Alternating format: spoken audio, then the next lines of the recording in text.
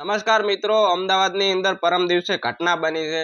ત્યાં 3 યુવાન સ્કોર્પિયો ગાડી લઈ અને રીલ બનાવવાના ચક્કરની અંદર જે ગાડી હોય છે તે પૂર ઝડપે કેનાલની અંદર ખાબકે છે અને એ લોકો 3નો મૃતદેહ મળી આવે છે। એના પછી કેનાલની અંદર ખાબક્યા પછી કારણ કે એમને તરતા આવડતું હતું નથી, ગાડી પેક હોય છે બરાબર।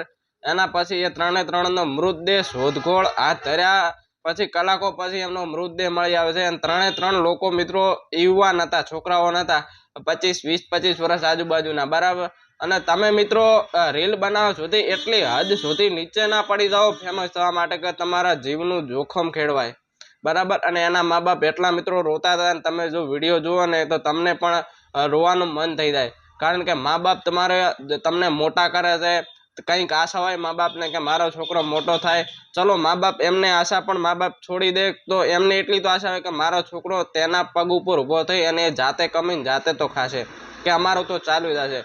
તો મિત્રો મા બાપ તમારી બહુ ચિંતા કરે છે, તો તમે ફેમસ અને વાયરલ થવા સારું કરીને આવા પગલાં ના ભરો।